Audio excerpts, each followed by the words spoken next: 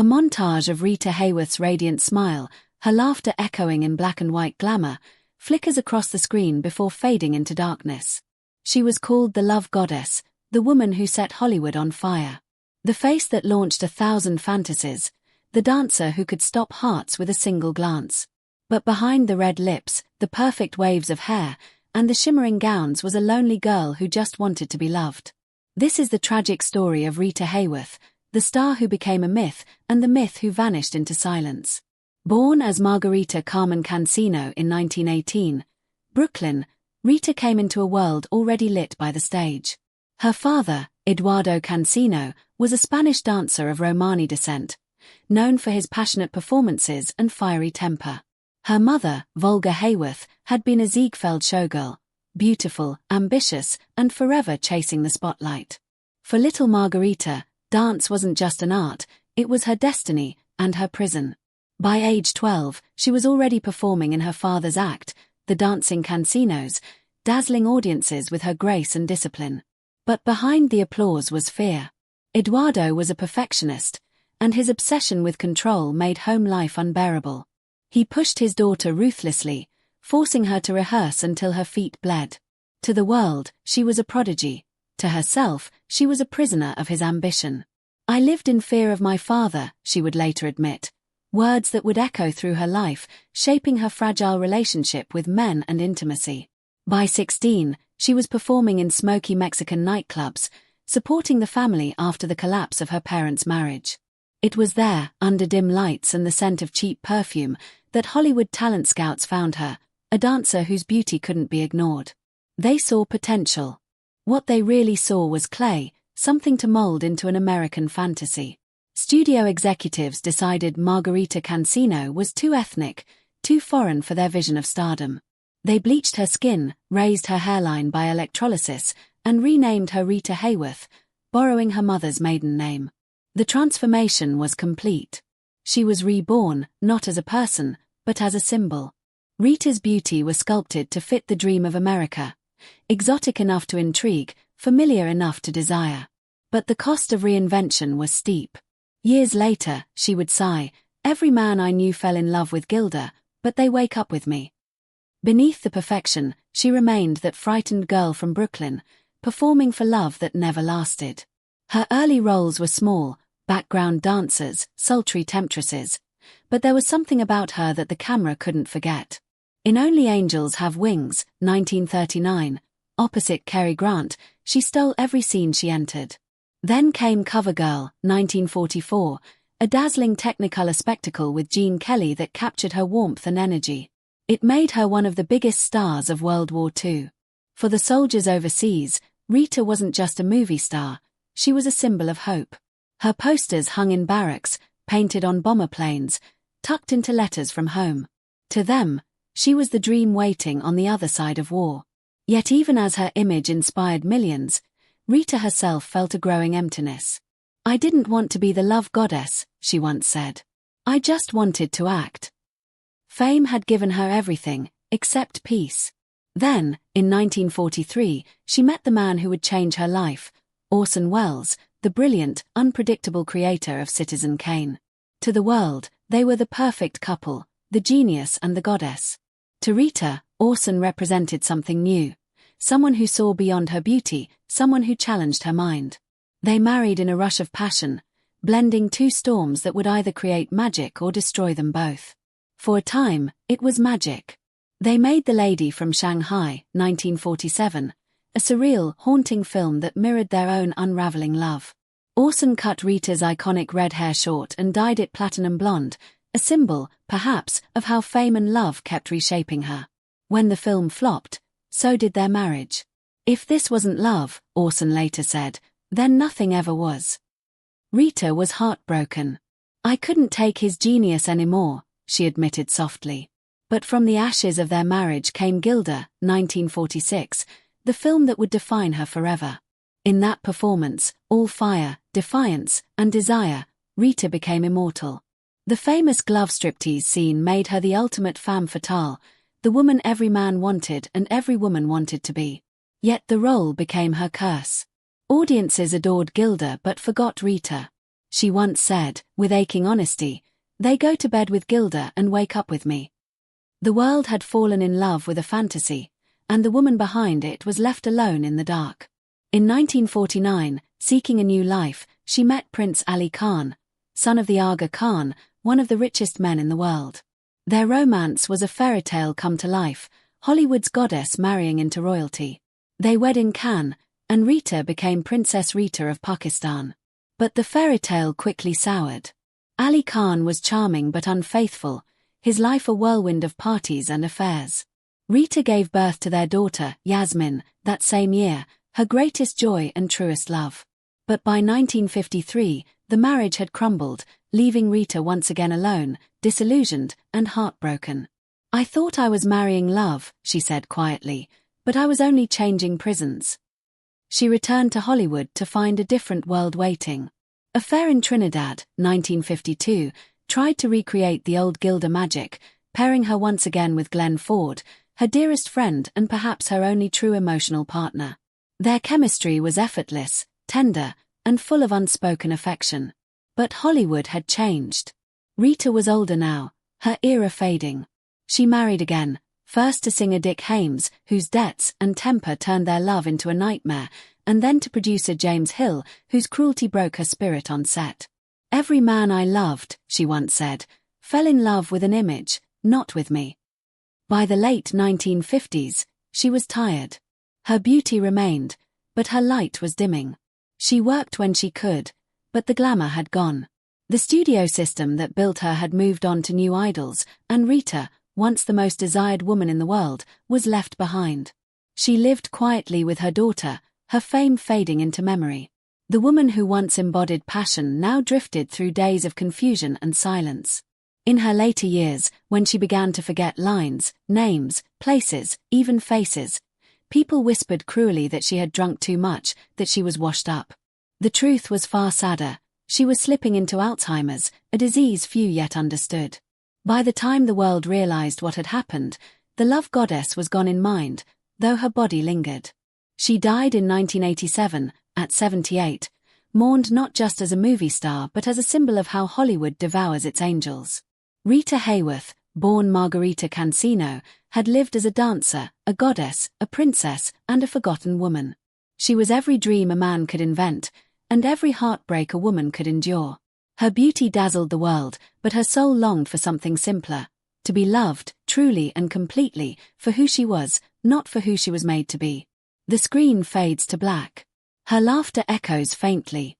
The legend remains, shimmering like light through celluloid, eternal, unreachable, unforgettable. She came into the world already surrounded by rhythm, light, and expectation. Born Margarita Carmen Cansino in 1918 in Brooklyn, New York, her life seemed destined to unfold beneath a spotlight. Her father, Eduardo Cansino, was a proud Spanish dancer of Romani descent, fiery, talented, and consumed by his art. Her mother, Volga Hayworth, had been a glamorous Ziegfeld showgirl, a woman who knew both the glitter of fame and the loneliness that often followed it. From the moment Margarita could walk, her parents placed her on a stage. For the Cansino family, performance wasn't a choice, it was survival. Eduardo taught his daughter to dance before she could read, molding her small body to follow the rhythms of flamenco. But his passion for dance was also a form of control. He demanded perfection. Long hours of practice, endless rehearsals, no mistakes allowed. To audiences, young Margarita was dazzling, a child prodigy whose movements captured the fire of Spain. But to her, dancing was not freedom, it was duty. It was the only language her father spoke, and she learned it at the cost of her childhood. By the time she was 12, she was performing professionally alongside him in their act, the Dancing Cansinos. Night after night, under hot lights and smoky stages, the girl dazzled crowds who had no idea what pain existed behind the choreography.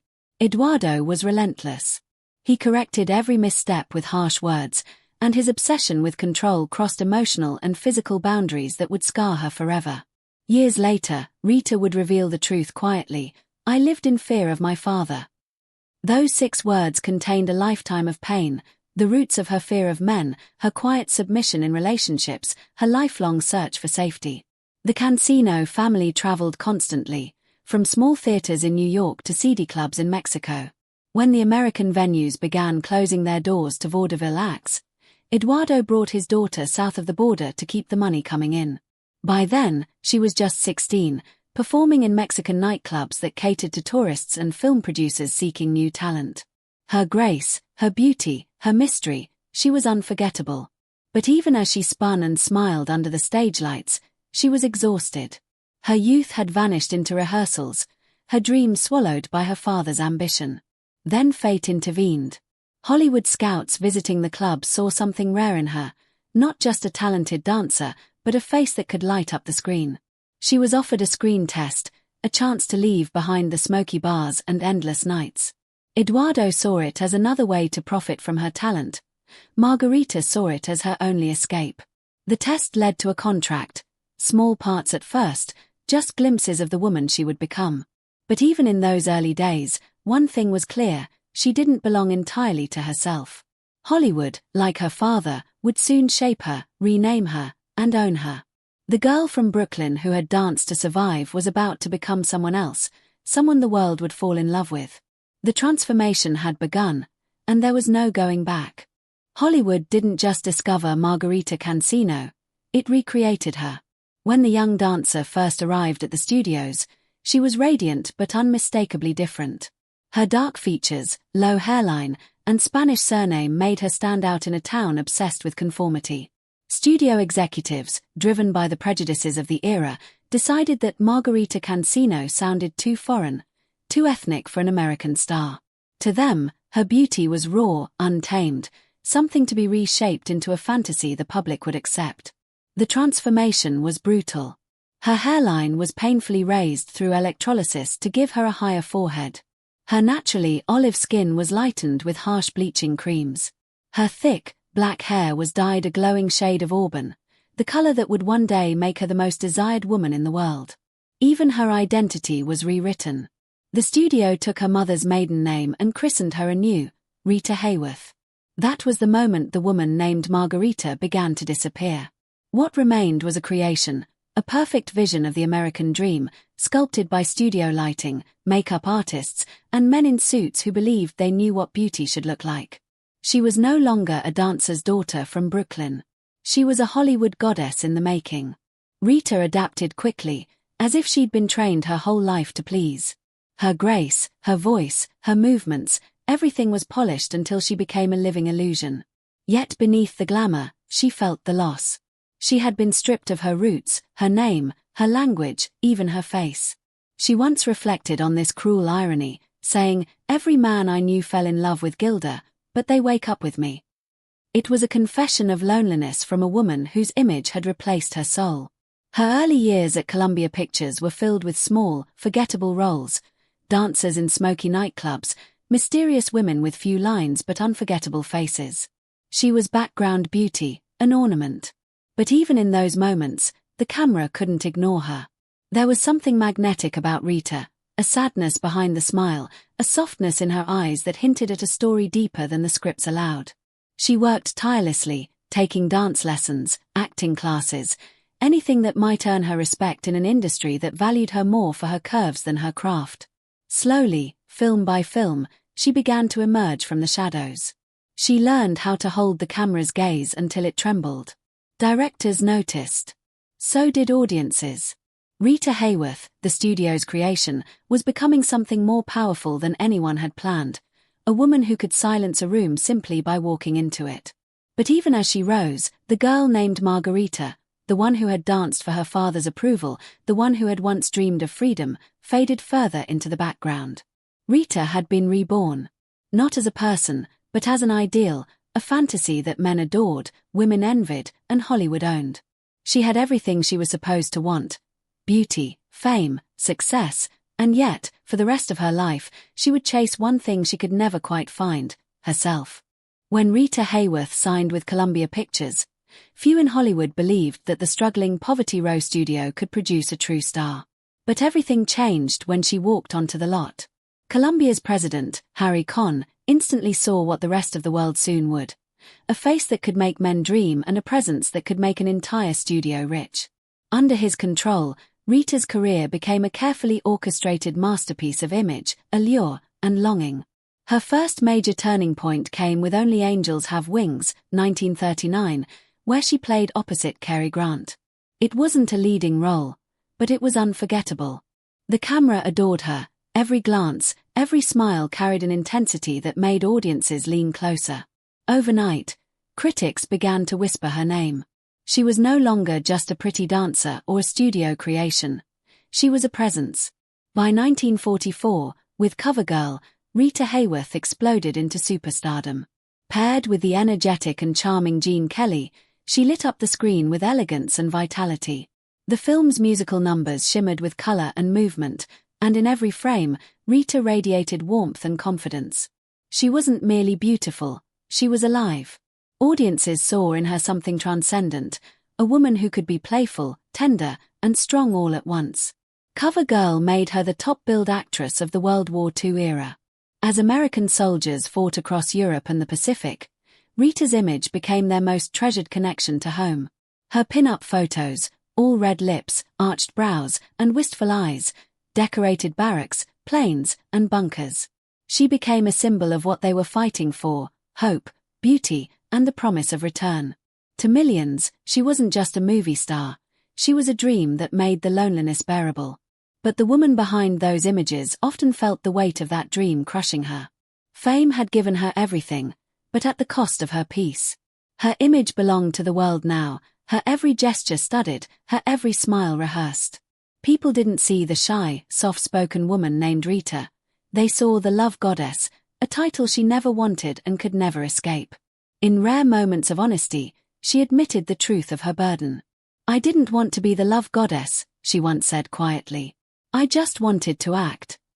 It was both a confession and a cry, a reminder that behind the perfect photographs and dazzling performances lived a woman who simply wanted to be seen for who she was. As Hollywood crowned her its new queen, Rita Hayworth stood at the height of her power, luminous, untouchable, adored. But inside, she carried the same quiet ache that had followed her since childhood, the need to be loved not for the fantasy, but for the fragile, forgotten soul behind it. In 1943, when Rita Hayworth married Orson Welles, it seemed as though two universes had collided: the goddess of Hollywood's golden screens and the genius who had rewritten cinema with Citizen Kane. To the public, they were perfection incarnate. Beauty and brilliance bound together in one luminous, intoxicating love story. But inside that shining illusion, their marriage was a storm. Passionate, electric, and doomed from the beginning. Orson was everything Rita had never known before: unpredictable, magnetic, and intellectually alive. He saw in her what others didn't, not just a glamorous actress, but a woman capable of depth, emotion, and intelligence. He adored her vulnerability, her shyness, the way her eyes could express more than words ever could. Rita, in turn, was enchanted by his confidence and creativity. For the first time, she thought she had found a man who loved her, not the screen goddess, not Gilda, but Rita. Their relationship burned fast and bright. When they married, Rita was at the peak of her fame, and Orson was Hollywood's boy wonder. They had a daughter, Rebecca, and for a brief moment, life seemed almost ordinary. But Orson's genius came with restlessness. He lived for ideas, for grand projects and distant adventures, often leaving Rita behind in a house filled with silence and longing. She craved presence. He thrived in absence. He needed constant motion. She needed peace. The difference between their worlds deepened when they worked together on The Lady from Shanghai, 1947. It was supposed to be their creative union, a cinematic masterpiece combining his brilliance with her allure. But instead, it became a mirror of their unraveling. For the film, Orson made a bold choice. He cut off Rita's iconic red hair, the very symbol of her fame, and bleached it platinum blonde. Overnight, the love goddess became almost unrecognizable, stripped of her trademark beauty, exposed in a way she had never been before. The transformation was more than physical. It was deeply personal. Her red hair had been her crown, her armor, her identity. Watching it fall to the floor was like watching pieces of herself disappear. Rita did as Orson asked, always the professional, but inside, she was breaking. The movie was haunting, surreal, much like their marriage by then, and when it flopped, it seemed to take their love down with it. After their divorce, Orson would later admit, with a rare tremor of vulnerability, if this wasn't love, then nothing ever was. But for Rita, those words came too late. She had loved him fiercely, purely, hoping his world of chaos might find stillness in her tenderness. Instead, she was left alone, another chapter closed, another heart fractured. Years later, when asked about Orson, Rita simply said, "I couldn't take his genius anymore." Behind that simple sentence was exhaustion, the weariness of a woman who had given everything to men who saw her as muse, not equal, as symbol, not soul. Their love had been real, beautiful and tragic in equal measure, but it was the kind of love that leaves more ghosts than memories. And when the lights dimmed and the cameras stopped rolling, the goddess who once glowed so brightly found herself standing in the ruins of what had once been love, trying to remember who she had been before the world, and Orson turned her into an idea instead of a woman. In 1946, the world met Gilda, and Hollywood would never be the same. When Rita Hayworth stepped onto the screen in that black satin gown, tossed her hair, and whispered danger with a smile, she became more than a movie star. She became an idea. Gilda was fire and silk, a woman who wielded desire like a weapon, and Rita embodied her so perfectly that the line between them disappeared. The famous glove striptease scene, slow, teasing, unapologetically sensual, wasn't just a performance, it was a moment of liberation for post-war America. Soldiers returning from battle saw in her the woman they had dreamed of, the fantasy that reminded them what they were fighting for. Her image was plastered on bomber planes, pinned inside lockers, and carried in wallets across oceans. To millions, Rita Hayworth was hope, home, and temptation all at once. But the magic that made her immortal also trapped her. Overnight, Rita became the love goddess, the embodiment of female desire, and the world expected her to live up to that image. Every man wanted Gilda.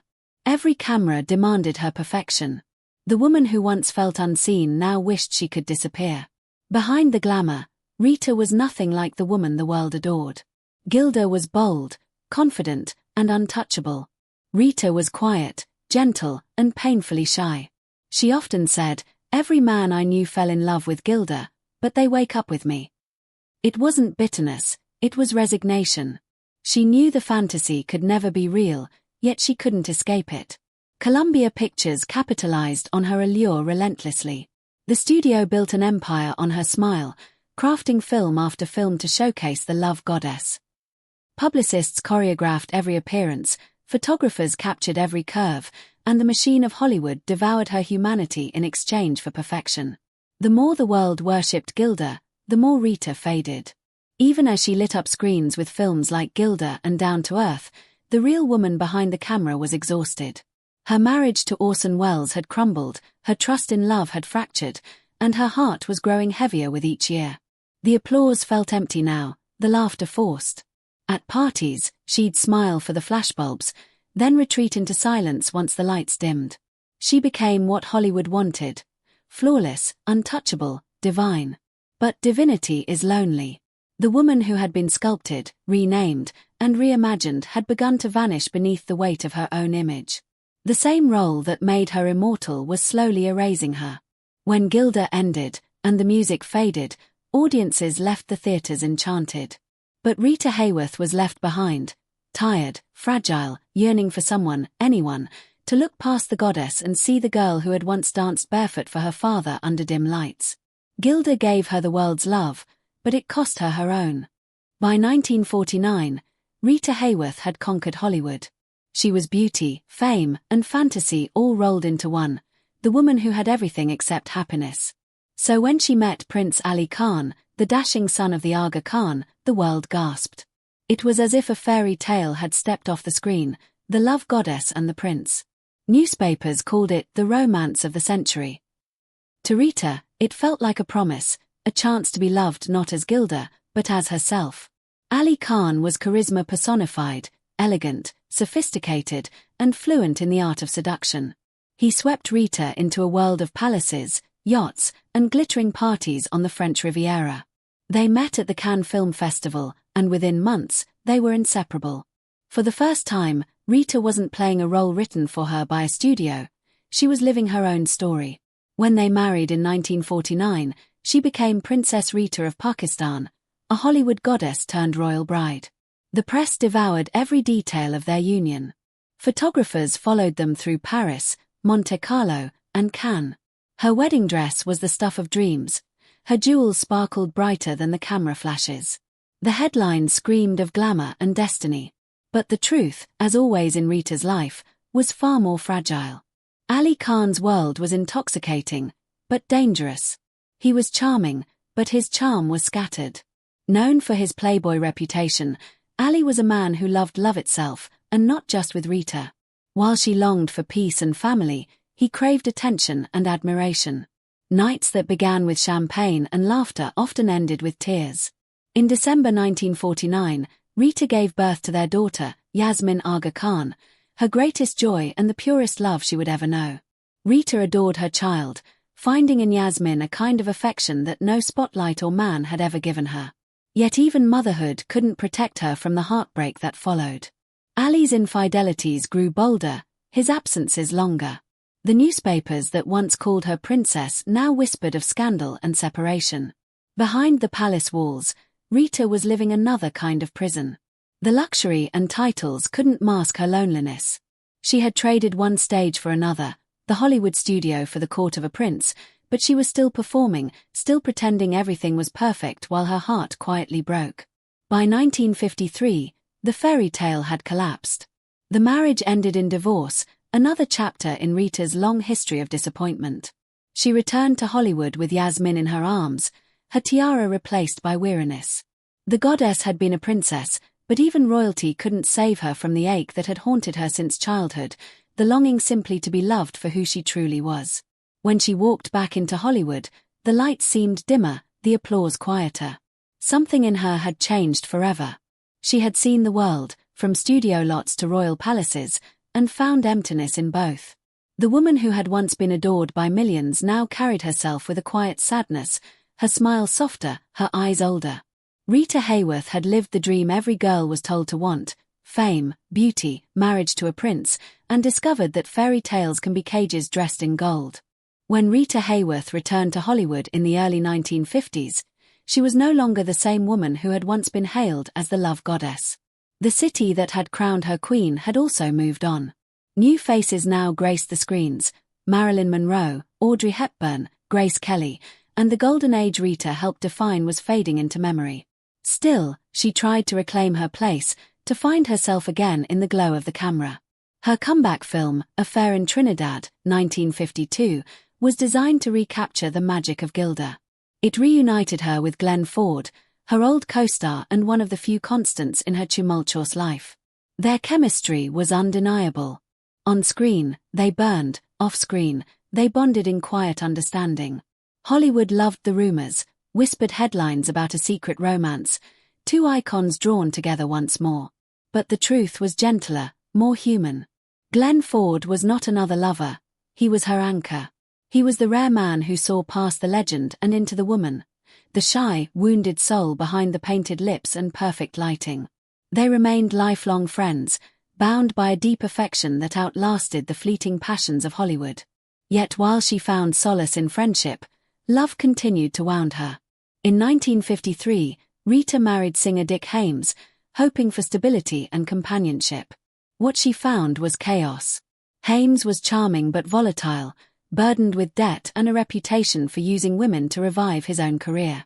Their marriage quickly deteriorated into financial disputes and emotional turmoil. At times, Haymes was controlling and harsh.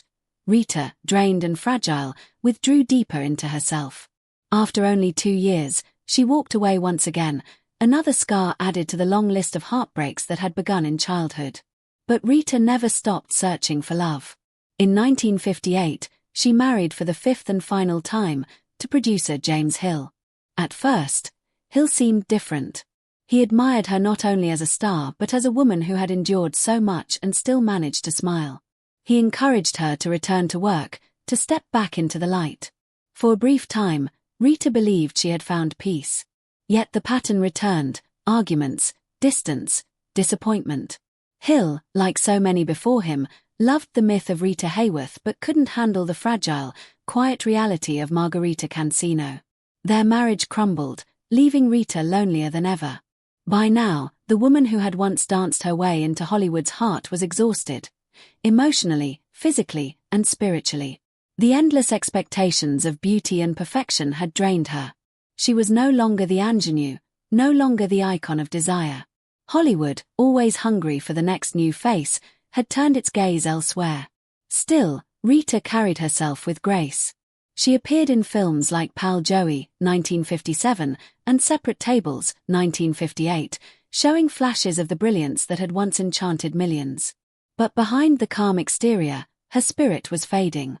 She had lived through decades of reinvention, from Margarita to Rita, from dancer to goddess to princess, and each transformation had taken something from her. Each man in her life, each studio executive, each headline had fallen in love with an illusion.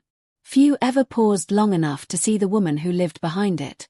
She was, at her core, still the same girl who had once danced barefoot under the glare of her father's perfectionism. A girl who only wanted to be loved, not worshipped. By the time the cameras began to move on, Rita wasn't bitter. She was simply tired of pretending, of performing, of being everything the world wanted her to be. Hollywood had given her fame, but it had stolen her peace. And though the lights around her dimmed, her quiet dignity remained, untouched by the noise that had once surrounded her. Rita Hayworth had returned to a different Hollywood, one that no longer recognized her reflection. Yet even as the years took their toll, her grace never faded. She had lived through love and loss, triumph and tragedy. And though the world forgot the woman behind the goddess, her eyes still carried that same soft sadness, the look of someone who had seen the beauty and the cost of being a legend. By the late 1950s, the golden glow that had once surrounded Rita Hayworth began to dim. Hollywood was changing. The studios that had once worshipped her were chasing a new generation of faces, a new definition of beauty. Marilyn Monroe was the new goddess, Brigitte Bardot the new temptation. The world had moved on, and Rita, once its brightest star, was quietly being left behind. She still worked when she could, her name enough to draw audiences for a time. In Pal Joey, 1957, alongside Frank Sinatra and Kim Novak, Rita brought elegance and melancholy to the screen, a woman aware that her best years were behind her but too proud to show the pain. In Separate Tables, 1958, she delivered a nuanced performance, soft and subdued, as though her soul was already retreating from the spotlight. Critics praised her grace, but they also noticed the difference. The sparkle, that effortless radiance that once lit up the screen, was fading. Behind closed doors, Rita's life was unraveling. The woman who had once embodied glamour was now haunted by restlessness and confusion. She would forget appointments, lose her lines on set, and misplace simple things. At first, it was written off as stress or fatigue. Then, when her behavior grew unpredictable, the whispers began. The press, always merciless to women who aged, labeled her difficult, temperamental, even drunk. They said fame had destroyed her. They said she couldn't handle rejection. No one realized that something far more tragic was happening inside her mind. Rita tried to hold on, to make sense of what was slipping away. She became anxious and withdrawn, her mood shifting between warmth and frustration. She began to fear social gatherings, interviews, even conversations. The woman who had once commanded rooms with her smile now found herself lost in them, unable to follow what others were saying. She was barely in her 40s, and the world thought she was simply fading, another Hollywood casualty of beauty and fame. In truth, Rita Hayworth was fighting an invisible enemy, one no one yet understood. It would take decades before doctors would diagnose her with early-onset Alzheimer's disease. But back then, there was no language for what she was enduring. The memory lapses, the anxiety, the quiet panic, they were all signs of a mind being slowly stolen. The cruelest irony was that the woman who had built her entire life around being remembered, by audiences, by lovers, by history, was now forgetting herself. Her scripts no longer made sense. Her lines vanished mid-sentence. Faces blurred together. Days slipped by like unedited film reels, moments missing and replaced by fragments she couldn't piece together. The tabloids were ruthless. They published stories mocking her decline, calling her washed up and unstable. But Rita never fought back. She didn't have the strength, or perhaps she no longer understood why they were saying those things at all. Her once flawless beauty now carried traces of sorrow, her movements slower, her voice softer. She would still smile for cameras, but it was a ghost of her old charm, a faint echo of the woman who had once made the world fall in love. By the 1960s, she was working less and retreating more. Friends said she often seemed lost in thought, staring out windows for hours, her mind somewhere far away. The goddess of glamour, the woman whose every gesture had once defined desire, was slowly disappearing into confusion and silence. Hollywood forgot her first. Then the world followed. And as Rita slipped further into the shadows of her own mind, the myth of Gilda remained, bright, immortal, untouched. While the real woman who had given her life to that illusion was quietly fading into darkness, her memories dissolving like film left too long in the light. On May 14, 1987, the world lost one of its brightest stars. Rita Hayworth, the woman once known as the love goddess, the face that launched 1,000 dreams, passed away in her New York apartment at the age of 68.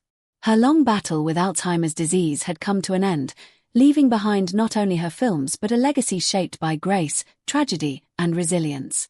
The goddess who had danced her way into Hollywood's golden pantheon slipped away quietly, far from the Klieg lights that had once adored her every move. News of her death rippled through the film industry like a soft echo from a bygone era. To younger generations, she was a name from an old movie poster. Glamorous, distant, almost mythic. But to those who had known her, Rita's passing felt deeply personal, as though a chapter of Hollywood itself had closed forever. At her funeral, held at the Church of St. Mary the Virgin in Manhattan, the crowd was small, intimate, respectful, full of quiet heartbreak. The few who truly loved her came not to celebrate a star, but to mourn a woman who had lived and suffered so profoundly. Among those deeply affected was Orson Welles. Though decades had passed since their turbulent marriage, his affection for Rita never truly faded. When he learned of her death, Welles reportedly wept. In one of his final interviews, he confessed that she had always held a place in his heart, not as the glamorous Gilda, but as the shy, vulnerable woman he had once adored. She was one of the dearest and most heartbreaking women that ever lived, he said softly. If this wasn't love, then nothing ever was. His grief reminded the world that beneath the legend of Rita Hayworth was a soul worthy of love, tenderness, and remembrance.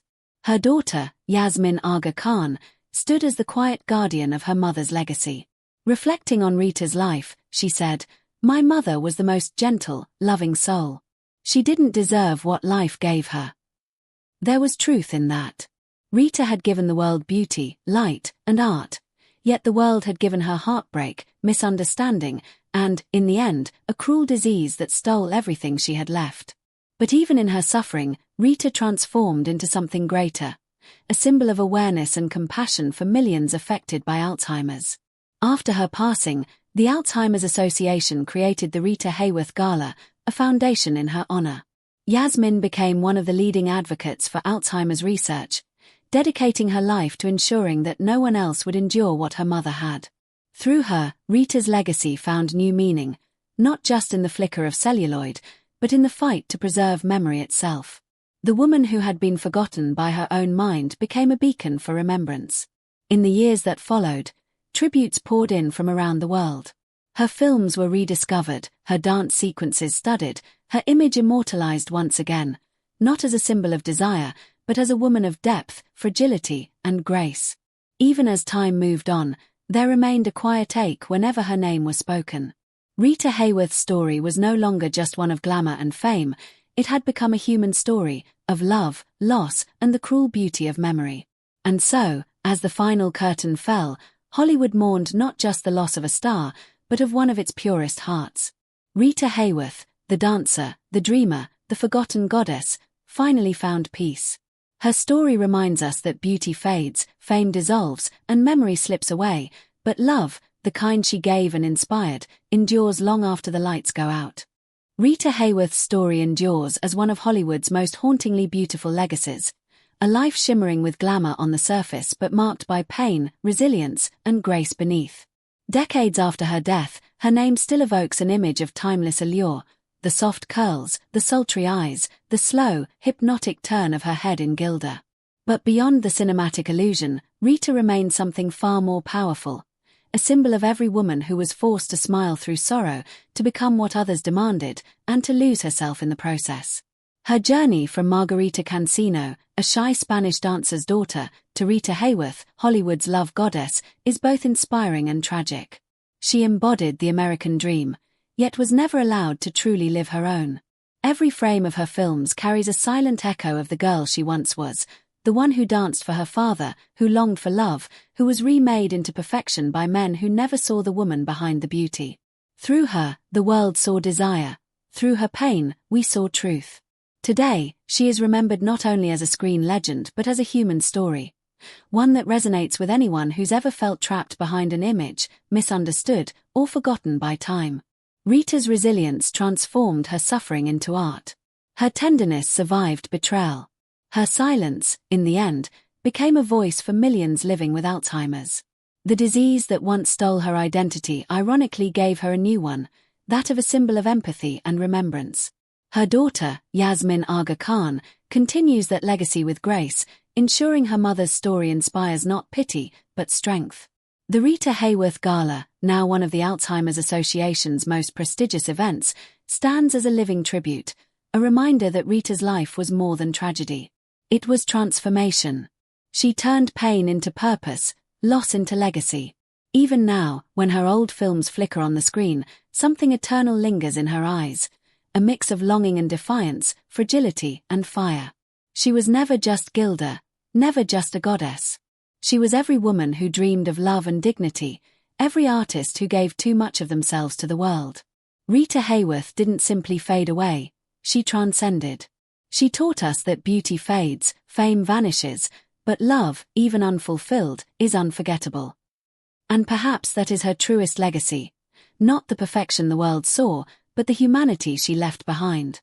In the end, Rita Hayworth remains not the goddess who forgot herself, but the woman the world will never forget.